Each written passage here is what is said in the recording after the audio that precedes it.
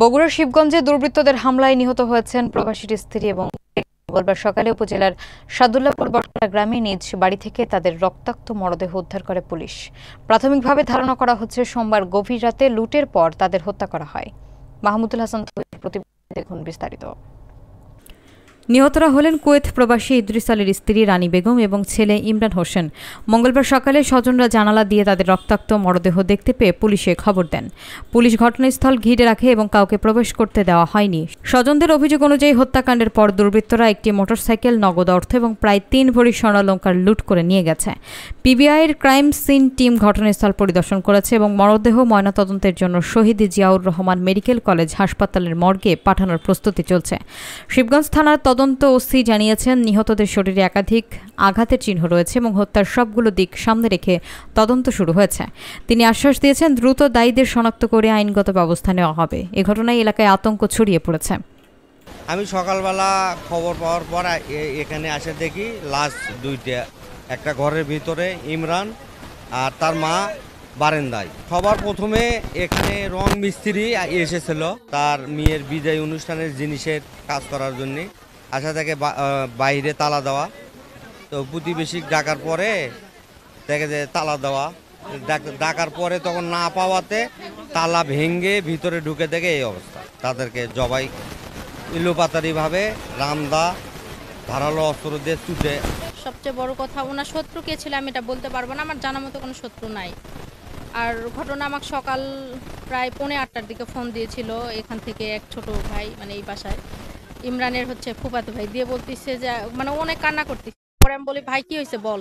করছে আপু মামি আর ইমরান নাই, এইটুকু জানতে পারছি। তারপরে আমি এসে তো এই যে দেখতেছি শুনতেছি, এখন পর্যন্ত আমি মানে তার কাছে তো যাই নাই বা দেখিও নি যে কি অবস্থা হয়ে আছে। মানে এখন শুধু এটা জানলাম যে আপনার মোটরসাইকেল নাই আর ফোনগুলো নিয়ে গেছে, টাকা পয়সা বাসায় হয়তো ছিল, কারণ কালকে ব্যাংকেও গেছিল, এটাও শোনা যাচ্ছে। এখন আলু বিক্রি করে টাকা নিয়ে এসে রাখছিল বাসায়, মেয়ের বিয়ে নিয়ে কথাবার্তা হচ্ছিল। তো এখন এগুলা সঠিক তথ্য তো আমি দিতে পারবো না এখন। আর একজন ছেলে ছিল ওদের সাথে নিখোঁজ, যে হাসান নামে, ওকে পাওয়া যাচ্ছে না। ছেলের বয়স 14-15 এরকমই হবে। ইন্সপেক্টর তদন্ত মোহাম্মদ আব্দুল শুকুর, শিবগঞ্জ থানা বগুড়া। আজকে সকাল 7:30টি বলে সংবাদ পাই শিবগঞ্জ থানাধীন সাদুল্লাপুর বটতলা গ্রামস্থ এলাকায় 2টা অজ্ঞাত লাশের তথ্য পাই। আমরা সঙ্গে সঙ্গে ঘটনাস্থলে আসি, আমরা 2টা ডেড বডি পাই। কান্তাপাড়ি প্রবাসী ইদ্রিস আলীর বাড়িতে তার স্ত্রী এবং ছেলে ছিল।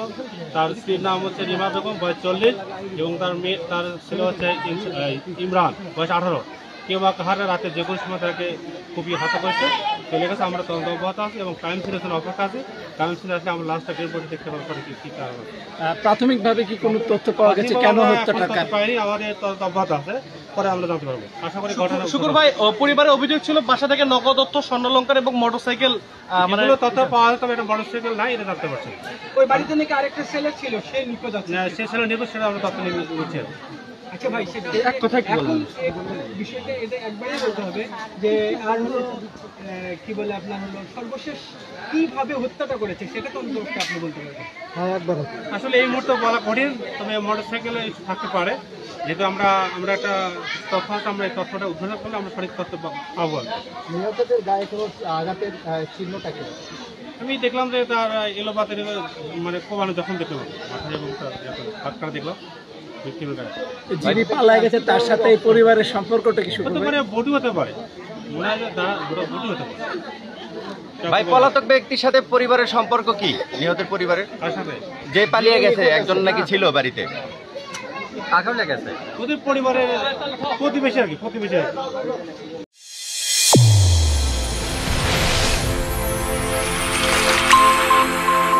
চ্যানেল A1 হৃদয়ের স্পন্দন।